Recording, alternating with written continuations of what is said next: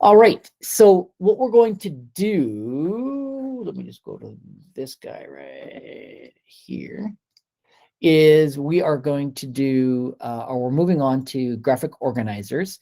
Between infographics and graphic organizers, there's some similarities, and there might be some language that you might recognize that are similar, but graphic organizers, they are similar, but the purpose of them is a little bit different than an infographic. Again, thinking it as an infographic just as like a poster. A graphic organizer is not a poster. It's actually something that you want people to interact with or use. So we're going to do notes a very kind of special way today. And this method, or this way, you're probably are all familiar with if you've ever done something called a Mad Lib, right? And so what we're going to do is we're going to do our notes in a Mad Lib kind of format. And if you've ever, taken notes in class and you've been furiously writing, but yet getting all the notes down, but missing the message, this can really help with that. And the other way that this sort of Mad Lib type of fill in the blank notes thing is good for those kids that just can't keep up with the notes, right? And whether that be you, or whether, if you think back to your K-12 experience, that might have been somebody else in the class, or maybe more than one person that was always sort of behind taking notes.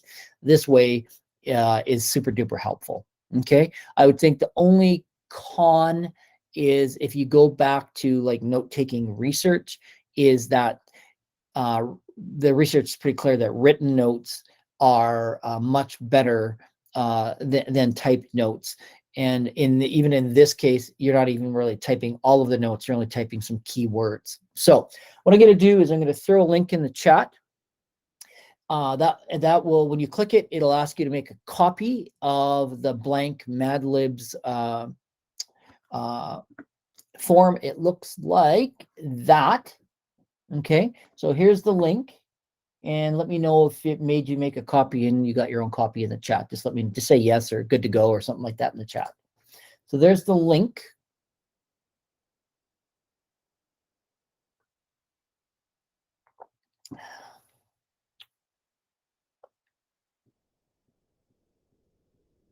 All right, so it worked for Jamie. Looks like it's looking good for most people. So you should, in a second or two here, thank you everyone in the chat, have this blank Mad Lib. I think I can make it just a little bit bigger. I know you've got it on your own screen, but okay. So typically what I do in face-to-face classes, this is about one of the very, very few things that I ever print out on paper for my classes. So like yesterday's class, I gave them a paper-based version of this, and they wrote in the correct answers, or the answers that I'll give you for the blanks.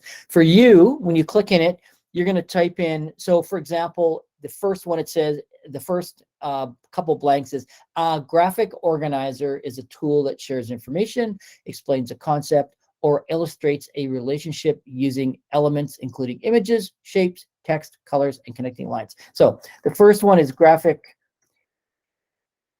and then organizer, and you can see what it does here when you're doing sort of the fill in the blank thing. So if you want, one of the things you could do is you can just, if you wanted in your own notes, is you could highlight, the underline part, and do something like that. And then if you wanted to highlight the answer, you could even, make it stand out, something like that.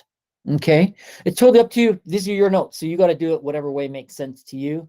I think I'll do it this way, the way I just showed you, because clicking on the line and then doing it's a bit of a mess. Now, one other way to do that would be, and I'll do it down here, and I'll just show you down on the next one. So anyways, this graphic organizer is a tool that shares information. So you can see what we're kind of doing here with the Mad Lib.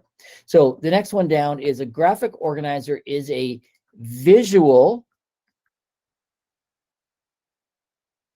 tool. So the other thing you could do here is you could under or highlight the word visual and then use the underline button, and it kind of makes it look like the lines. So either way is okay. Again, you just highlight it, go to the underline tool up here, and you can click it, and it sort of gives you underline. Anyways, however you want to do it, it's totally up to you. I mean, I guess the other way to do it is just, make the text a different color or whatever too. All right. So here's what I'm going to do. I didn't want to do that. So let me just fix mine up here a little bit.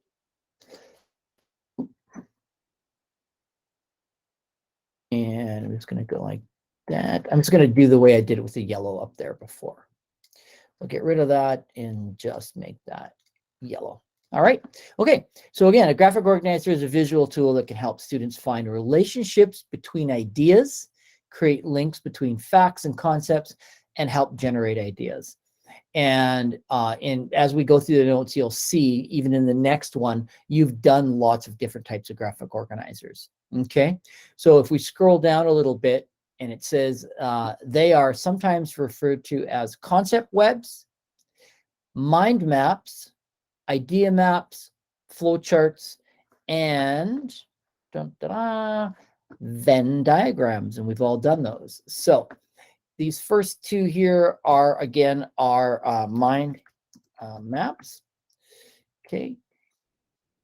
And like I said, I'm sure that we have all done lots of different mind maps. And then, of course, this one is a Venn diagram. Okay. So we've all done idea maps. We've all done mind maps. We've probably you've done flowcharts somewhere along the way. And definitely, I would say that probably most of you, if not all of you, have done a Venn diagram. Okay. So, and if you think of this, some of these things are indeed, like a Venn diagram is actually a type of an infographic, right? So, like I said, there's some crossover between the two kind of ideas that we've been talking about. Okay. All right. So the next one down says graphic organizers can be used in education with any group or subject area. So subject area. So it doesn't matter what class you're teaching or what subject you're teaching or what grade, right? So any age group as well. And this works beautifully with little kids, especially young K1, 2 kind of kids that don't have the greatest writing skills. And of course, you're not going to give young kids a ton of notes, but there might be things that you want them to fill in the blank, or you might want them to label something. We've all labeled the parts of a leaf or the parts of a cell, or we've all labeled maybe, an image of the human body. Definitely, we've all labeled a map, right? Capital cities, lakes, rivers, that kind of thing. So all of those kinds of things are graphic organizers, right? Because otherwise, think of like the map of Canada and fill in, if your teacher didn't give you, that piece of paper with the blank outline, which are called black line masters of the Canadian map, you basically would have to draw the whole thing yourself and then, label it in. So again, so graphic organizers help a lot in lots of different areas. Okay. All right. So some of the benefits then, so we come down here is that they help students plan and structure projects. Plan and structure projects, right? And on this one, for me, the one that really comes to mind is like when we're writing an essay, right? And you make an outline or you make a mind map for your essay. So that kind of idea helps structure a project. One other way that I've used graphic organizers in the past is when I want students to do slideshows. And because if you've ever done slideshows with students, if you don't give them clear directions on exactly what you want to do, and even when you give them clear directions, half the time they're just playing around with animations and transitions and all the cool little buttons and sounds and things that a slideshow can do. And at the end of the day, they have nothing, their project never gets done. They've got 3 great slides that have the coolest transitions and noises and all that jazz, but they don't have a complete project. So when I do slideshows, I give my students a graphic organizer that makes them plan every slide and what's going to go on there and all that kind of jazz. So, and so again, it helps students plan and then structure that project. Okay. All right. It helps students with brainstorming. Right. Again, whether you're using a mind map or like an outline, a traditional kind of outline. I want that all in one line. There we go. So it helps students with brainstorming in a variety of different ways. Okay. It also helps students examine relationships between concepts. So again, if we think there of a Venn diagram, right, that helps kids see what each thing, like the characteristics of an individual thing, but also how it's linked to other things like it. So I mean, if you could go Atlantic Ocean, Pacific Ocean, right? They each have their own characteristics, but then in the middle of that Venn diagram, what are the similarities, right? Or relationships or things like that. Okay, so it helps students examine relationships between concepts. It helps students organize concepts and ideas.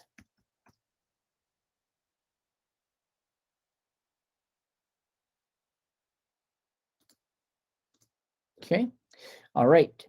And it helps students determine cause and effect.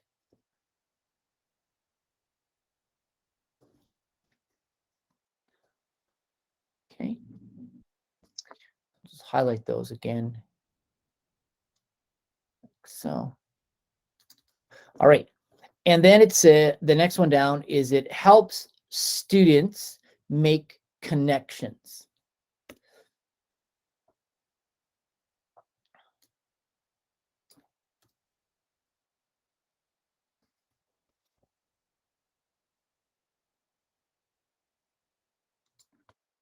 Okay, and these are just some of the things it does. There's lots more too. All right, over to the next column at the top, it says that graphic organizers help increases student reading comprehension.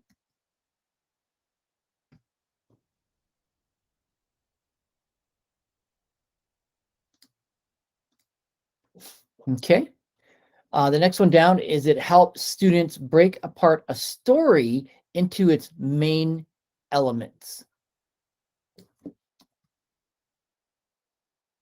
Right. These are really, really good for helping students plan their writing. Okay. All right. Next one down is it's good for students who are visual and logical thinkers. So visual and logical thinkers. Okay. So again, I'll just highlight those. Okay, excellent. All right, the next one down is it provides another option for communication.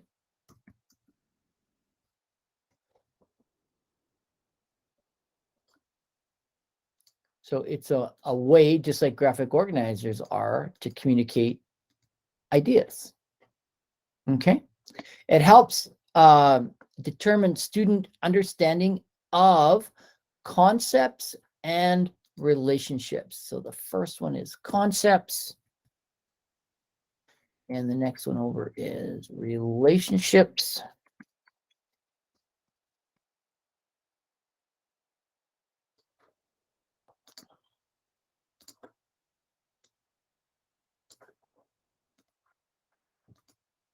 Okay.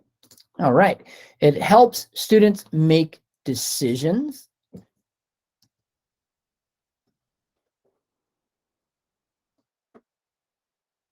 So like in a flow chart type of idea where you'd be coming down, you know, branching out, you might have one thing that says, do you agree or do you disagree? And then if they disagree, they might go over here and then branch out down farther and farther. So kind of an idea. And then the last one of these little bullet pointed ones is that it breaks down complex tasks into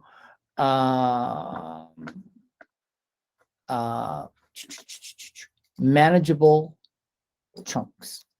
Manageable chunks.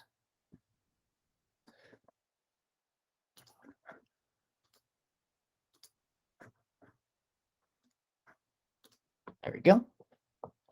All right. Okay. let's go down a little farther down to the next kind of page here. All right. Graphic organizers have long been used to aid students with learning disabilities. And if you don't want to use the word disabilities, you can use any word you want there for that. But because it's a direct quote, I left the word disabilities in there. Learning disabilities. Oops. Oh my goodness. Learning disabilities. There we go. Okay.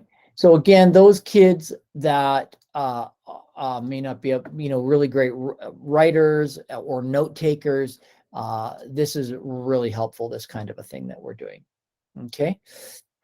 All right. Graphic organizers can be an effective tool for differentiation.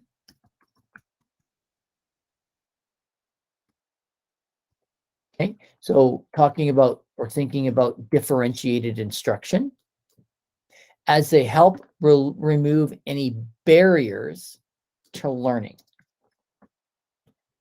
Okay, and that's one of the things that we want to do as teachers is we want to remove barriers so that students can become more successful in the day-to-day stuff that we do. So we'll just read the whole thing here. Graphic organizers can be an effective tool for differentiation as they help to remove any barriers to learning to give every student the opportunity for success.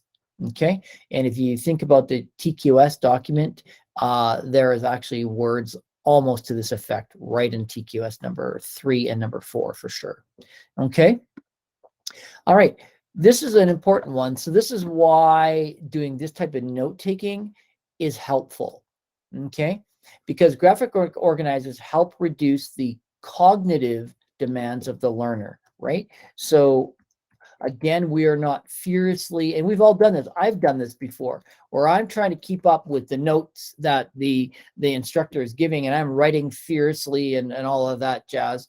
But you're, like I said, you're kind of missing the message. So it doesn't give you a time to relax and think about what the person's saying because you're just so busy writing things down. So these type, again, graphic organizers help reduce the cognitive demands on the learner. And it doesn't matter what kind of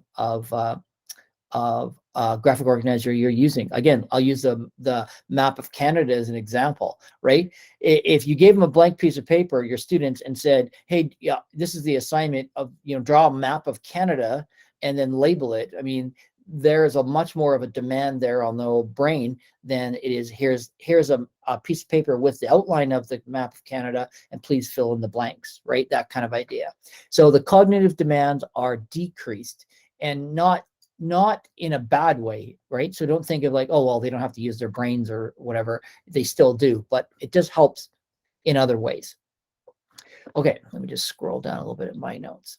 So graphic organizers help students engage in a variety of analytical, critical, creative thinking, and problem-solving activities to further develop cognitive skills.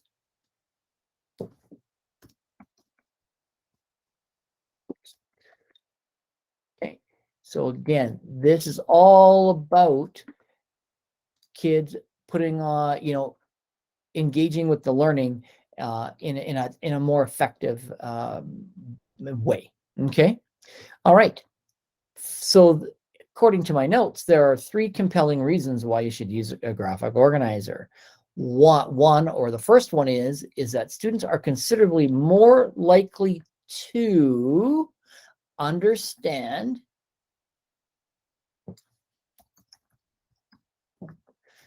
and remember the content subject you are teaching. So I'm just going to add a yellow highlight to that. You can see that I've got a comment beside this on the sheet. And remember, understanding and remembering are the 2 bottom levels, or the lower order thinking skills in Bloom's taxonomy, right? So, all right. Okay. All right, I'm just going to leave that like that. So again, students are considerably more likely to understand and remember the content subject you are teaching. All right. Secondly, then, is that because the semantic information, okay, processing demands are reduced, you can often address the content at more sophisticated or complex levels. This is especially true for many students with learning disabilities. So semantic just deals with like language, right? So it decreases those language demands, and kids can engage the content differently. Okay. Showing, right here it says showing, as opposed to just telling how the information is structured, can be a powerful way to facilitate understanding, right? And we know that, right? That, you know, kind of the whole idea, even from Madeline Hunter, hear, see, do, right? The more ways that we can engage the student's brain, the more likely they are to actually remember the information that you want them, that you're teaching, that you want them to know, right? So showing, right, is a great way of getting kids to remember stuff. Okay. Then third, students are more likely to become strategic learners.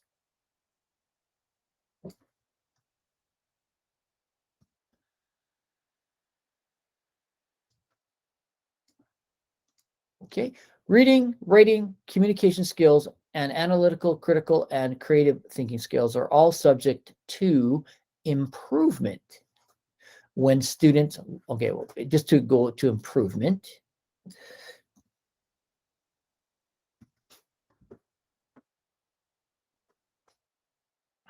Improvement. I just want to make that highlighted and a little bit smaller. There we go. So again, students are more likely to become strategic learners, reading, writing, blah, blah, blah, blah. And creative thinking skills are all subject to improvement when students learn to recognize these patterns of thinking. So patterns of thinking. And then they're able to construct and then use graphic organizers. Okay, so patterns, oopsie, of thinking. Excellent. Okay.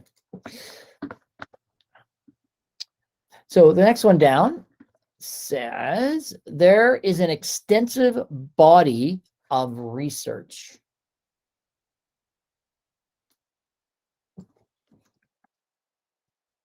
that supports the use of a variety of graphic organizers. Okay. And there are loads of different kinds that we can do. Okay. All right. So then the next one down that says graphic organizers allow for dual representation. So dual representation, visual representation accompanied by auditory. And if we think about those words, those are two of the three learning modalities, right? We've got visual, we've got auditory. Does anybody know the third learning modality?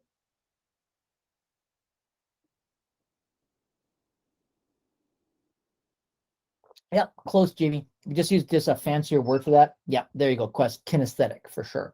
Okay, so graphic organizers help with that, right? So right now you've got the visual that in front of you, and I'm on my screen, accompanied by the auditory explanation, right? So my commentary that goes with this, right? So, graphic organizers allow for dual representation, visual. I just want to make this a little bit smaller. I want that all on one line. Hold on for a sec here. There we go. Graphic organizers allow for dual representation, visual representation accompanied by auditory explanation, which is considerably more powerful than either approach alone.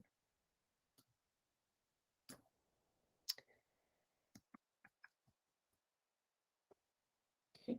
I mean, it kind of, that one also kind of lends itself to the, I can't remember exactly how that goes. You know, that saying that if you tell me how to do something versus showing me, you know, there's that old, I think Confucius says that or whatever, same kind of idea, right? Is that once you do add those different kinds of learning modalities in there, people will be able to do things by themselves, kind of idea. Okay. Right. Graphic organizers can be effective when used in conjunction with a wide array of teaching styles. So here we've got teaching styles in there, right? And as far as differentiation goes, or the ways that you can use differentiation in your classroom, one of the ways that you can differentiate in your classroom is by changing up the way that you deliver your content, right? So different teaching styles throughout. Because again, we all have sort of learning preferences. Some of us like to hear things. Some of us like to view things. Some of us like to get our hands dirty and, muck up with things. So there's different kinds of teaching styles that you should be, using in your day-to-day teaching. So the whole thing is graphic organizers can be effective when used in conjunction with a wide array of teaching styles, when teaching a wide array of subjects, and when developing literacy and cognitive skills of your students. Okay, so kind of important stuff there. All right, let me just scroll down to my notes. So when should you use a graphic organizer? Well, if you think your content instruction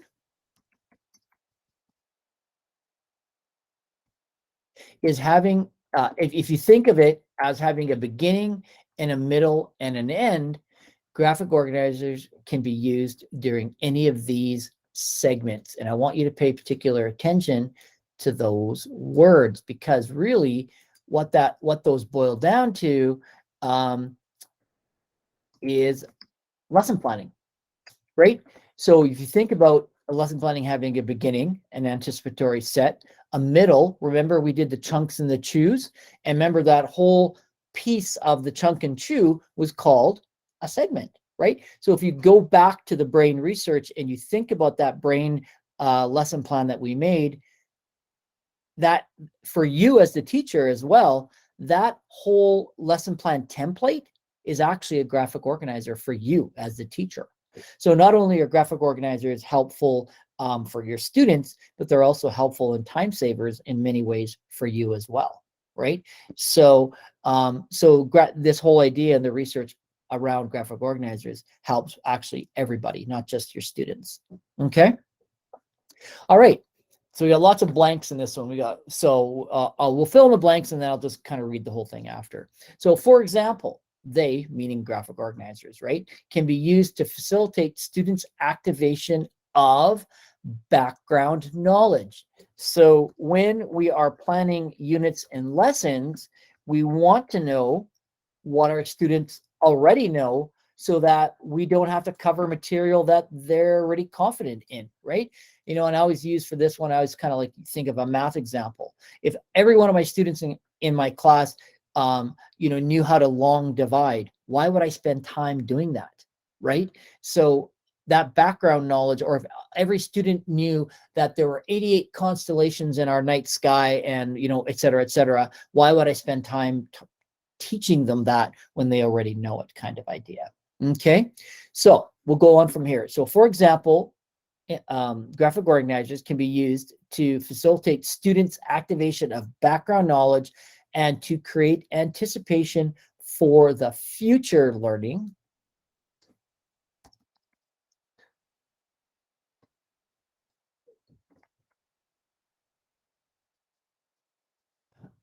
At the beginning of a unit or even a specific lesson.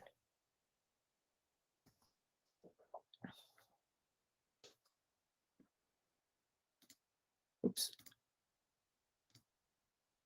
Right. They, again, graphic organizers, can be used as the new content is being explored. They can also be effective ways to facilitate the review of previously taught materials.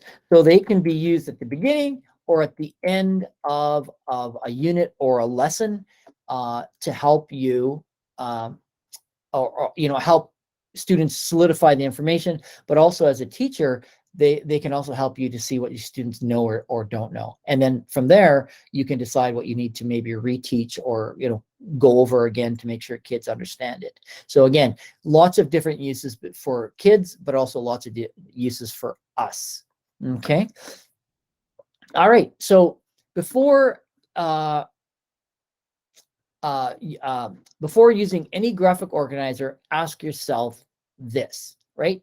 What is the goal of the task, right? And we should be asking ourselves this all the time in classrooms. What is the goal of the task? And how will a graphic organizer help students reach that goal? Okay, so this is graphic organizer.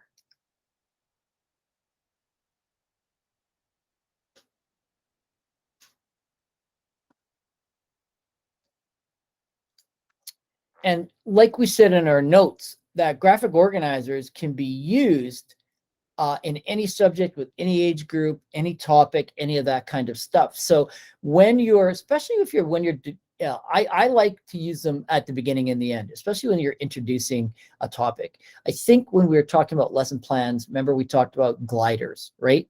So a great graphic organizer that I've used in the past for that is just a picture of an airplane where kids then label the parts of the airplane, like the propellers, the rudder, the ailerons, the, you know, that kind of stuff, the fuselage, the, you know, the wings, all of that, and they just label it. So that way they don't have to, I'm not making them draw a picture of an airplane, right? So so yeah, so there you go. That's our notes. Isn't that awesome? Right? So now, of course, the key piece here is to make sure that you reread them and review them and all that jazz. But there you go. That's probably the easiest notes we've done all term. And now think about it this way. If we didn't do the graphic organizer like this in the Mad Lib format, then we would have been writing out all of this. It would have taken, I don't know how long, probably 2 classes, right? So because if you look at this, there's a lot of notes here, right? And if we do that, you know, that's 544 words. That's quite a bit, right? So thoughts, questions, ideas? What are you thinking? Okay, is everybody good? Okay, what we're going to do then is we're going to move on to the assignment. Okay, and if we go to and we look in Google Classroom, under week number 9, we've got graphic organizers, readings, and resources. So check that out and make sure that you kind of check that out.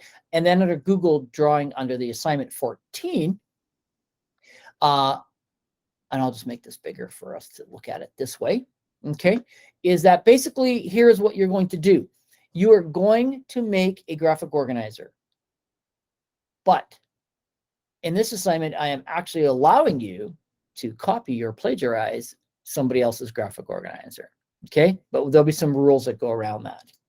So there is the checklist or for the assignment. And then this is how it's going to go. So again, for yourself, think of the grade, age, topic, subject, you know, that idea that you want to teach.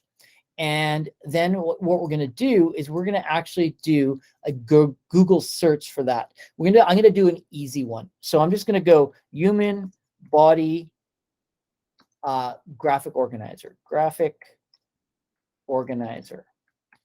Okay. And then what I'm going to do is I'm just interested in the images. So I'm just going to do an image search. Okay. And then we come up with all of these. Now, as we look at this screen, I think, well, at least the ones I'm looking at, every one of these could be considered a graphic organizer, right? Over here, we've got a mind map, right? We've got a kind of a fill in the chart kind of idea, a matrix type of chart. We've got one here where label the parts of the body. Again, this is for, that one would be for younger kids. We've got this one, which is kind of interesting. I'll click on this, and I'm sure lots of us have done similar ones like this. Oh, well, you can't really see it that well, but it's just sort of adding like important points about the parts of the body and what they do for us. And if you scroll down, you can see there are just gobs and gobs and gobs of them. Some of them are just plain old, like this one, human skeleton, right? I'm sure we've all filled in some like that, right? And then some are a little bit more complex, like maybe perhaps like this one, or this one. So, again, if you're doing the human body, you would maybe use, one like this for kids. but you might use one.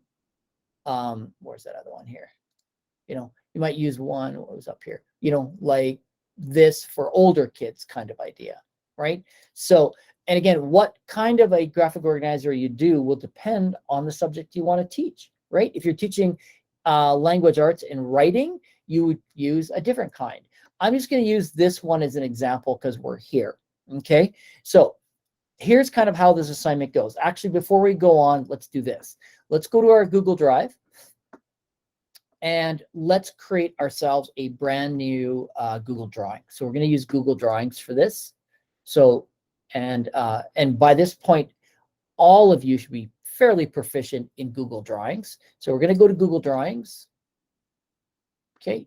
And then what we're going to do is we are just going to name this right now Graphic Organizer. And now when you choose what kind of graphic organizer you want to do, then you would give it a specific name. For instance, parts of the body graphic organizer or something like that. Okay, so I'm just going to call this just graphic organizer for now, just for our demo purposes. And the only other thing I'm going to add is section B. And of course, you don't need to do that. That's just for me. Okay, it's going to save it. I'm going to start it just so I can come back to it if I need to really quickly. I am going to share it like we always do so that anyone with the link can be a viewer. Right, there we go. I've got that. And then in the checklist, the one of the other steps it talks about is changing the size of this. And we've all done this before as well. So we're going to go File, Page Setup. And what I'd like, and it doesn't matter to me, this is going to depend on what type of graphic organizer you're going to do. So for instance, this one would be 11 by 17. If I were doing one here in landscape, then it would be 17 by 11.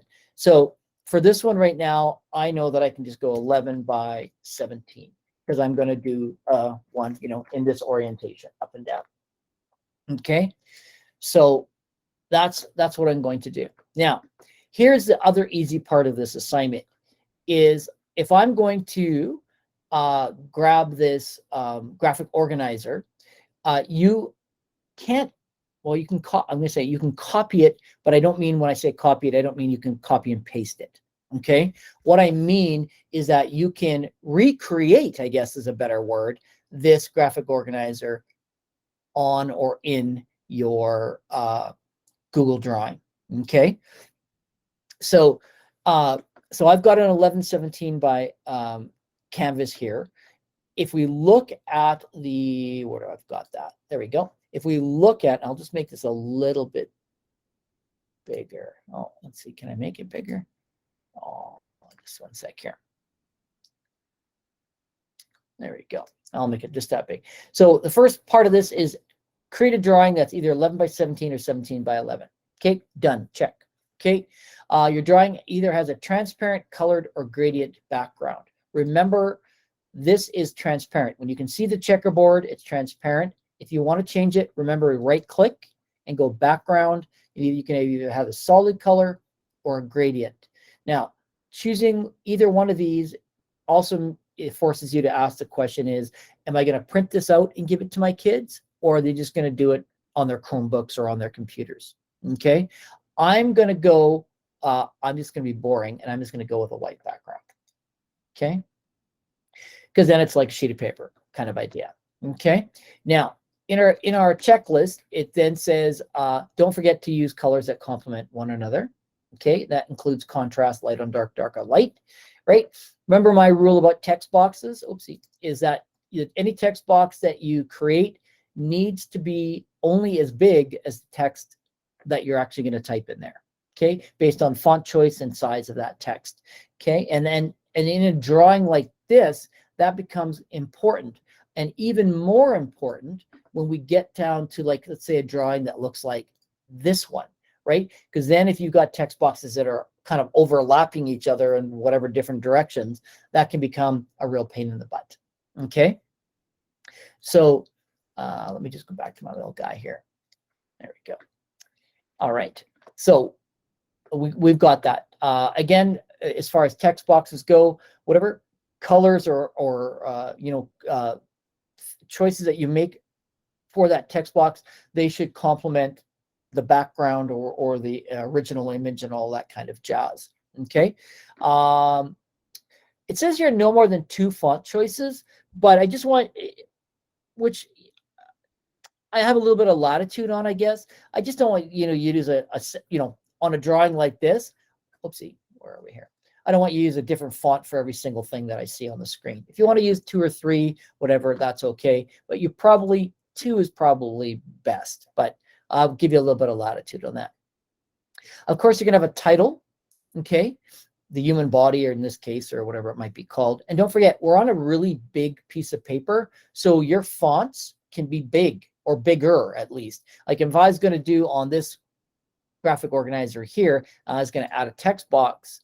I'm going to make it go across the whole top, and I'm going to type in human body, right? And I'll just center that, right? Center.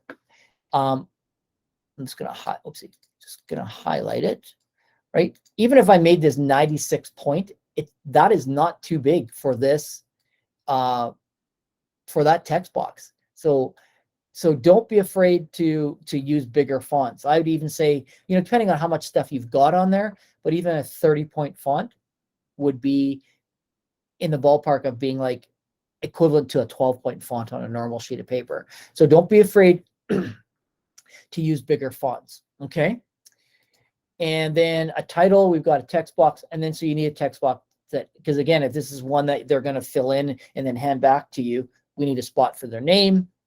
You need to have instructions, or if you want to call it workflow, you can. Now, there's kind of 2 things that go with instructions. One is that consideration, are you printing it or you're not printing it?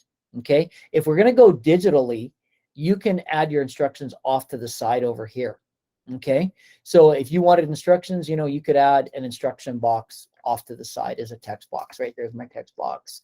And again, I'll just make my font bigger so you can all see it, right? So there's my instructions box. Okay. If it's going to be a printed one, then your instructions need to go on the canvas somewhere. Okay. And then you've got to decide about size and fonts and all that jazz. Okay. But if it's going off to the side, easy peasy. It's not on the canvas. It's not going to get printed out. You don't have to worry about it. Okay. All right. So we got workflow, text boxes, an appropriate amount of text boxes for the assignment. If it's a grade 1 assignment, an appropriate amount of text boxes, wouldn't be 35, right?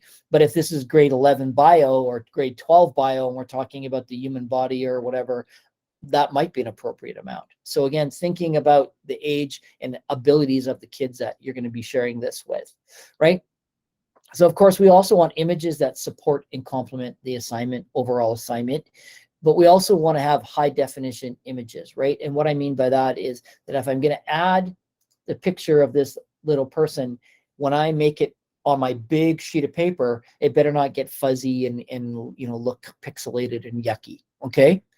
Other thing is that any images that you use cannot have a watermark on them, right? And that if you're not familiar with what a watermark is, that's when you can see kind of like light gray writing across it. And it might say, do not copy, or it might say the name of the company it comes from, but you can't use images that have a watermark either, okay?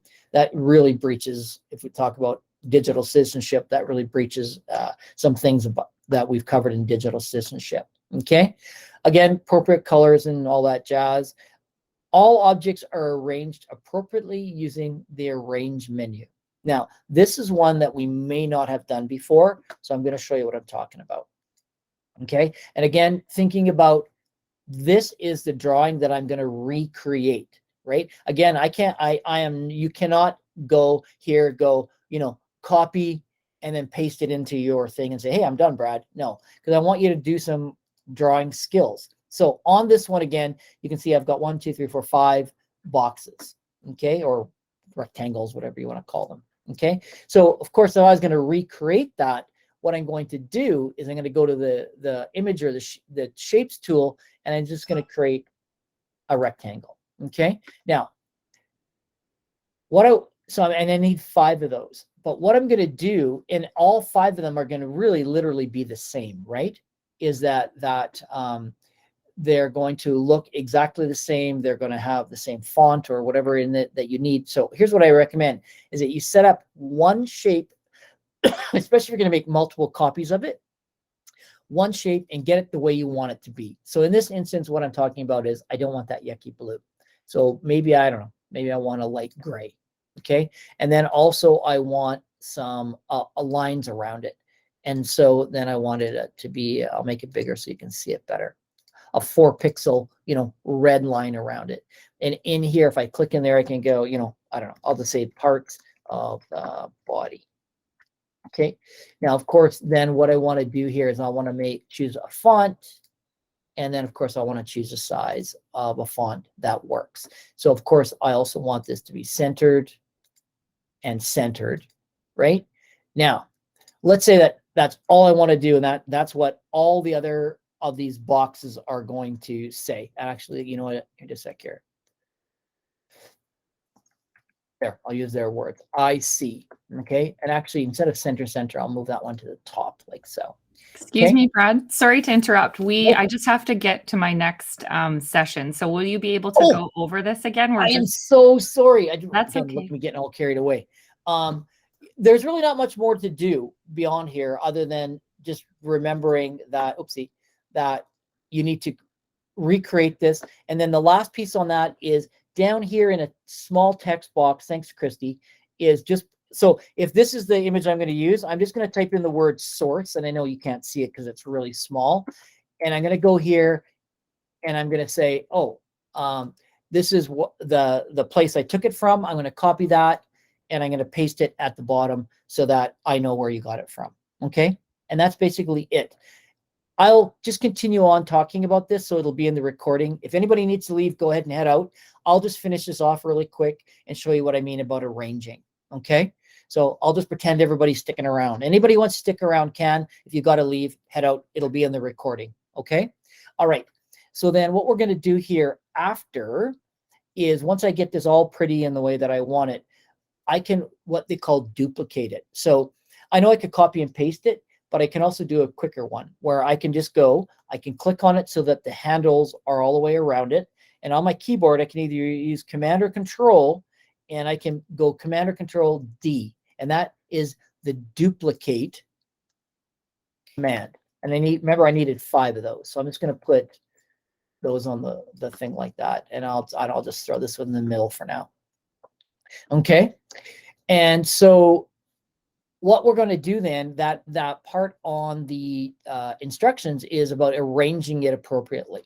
So now we all know, I'm just going to move this one off to the side for that. We all know that we can drag them and we can match up those red lines so that we know that this object is aligned vertically with the one below it. And it's also aligned horizontally with the one beside it. But there's another way to do this. So if I want to arrange objects using the arrange menu, what I can do is I can click on one, hold the shift key down and click on another one. Okay. Also, you can draw a box around them. Okay. And then what you're going to do is you're going to go arrange and you're going to align them on the left, center, or right. So it doesn't matter which way it's in. I'll go left and you can see that it moves it over.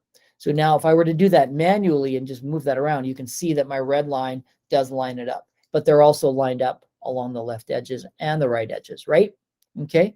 The other thing that you can do, and I'm just going to make mine just a tiny bit smaller. Now, a little even smaller than that. Okay. And I'm just going to make one more duplicated. So one of the other things that you can do is this, is I can grab them all. Okay. And I can arrange them and I can, why are you not letting me do this? And I can distribute them horizontally or vertically. In this case, it's vertically, and I can distribute them vertically. And you see how it moves them up and makes it an equal distance between each object. Okay.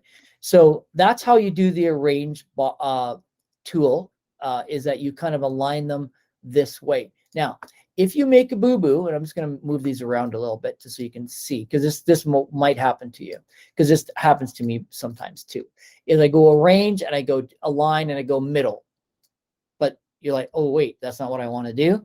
Don't forget, you can just go Command or Control Z and you can undo that. And then you could go back and go, all right, okay, now I get which one I need. That kind of idea. Okay. So in the graphic organizer checklist is that they're all arranged appropriately. You've got the original source. So again, down at the bottom here, somewhere you've got the link for it. It can be really small like it is right now on my example. It does not have to be big. Okay. And then you need to have an answer key. So if I'm going to give this graphic organizer out, oopsie, this one right here, I need to have the I need to make a copy of my original blank one, and then I need to put the answers in and call that one answer key, right? So if this one is called human body graphic organizer, the answer key would be human body graphic organizer answer key. Okay, so you need to have an answer key as well. And then again, you need to make sure that it is linked to an outcome from the curriculum. So that's the other thing that you need to do if you're doing this, and this is grade 1 science, you need down here again, making, a tiny little text box and tell me what outcome it meets from the curriculum. And you did that on your lesson plans, so you should know how to do it here again. So I'm not going to cover it. Okay. And then if we go back here, just the last one is spelling, grammar, and punctuation. Please make sure you spell everything right and all that jazz, because again, you're going to hand these out to kids, make sure they're spelt right. And then the last piece here is a wow factor, right? Is everybody's going to do all of these things up here, but what is going to make yours even better, right? Is it going to be colors? Is it going to be the images? Is it going to be, what is it? And so there's just a few extra marks for that wow factor. Okay. All right. For those of you that are left, do you have any thoughts or questions? I just had a question. Are we gonna have to make then 2 graphic organizers, like the answer key one and then the blank one? Yeah, well, yeah, you do, but it's super duper easy, right? Because you're gonna go like this. There it is.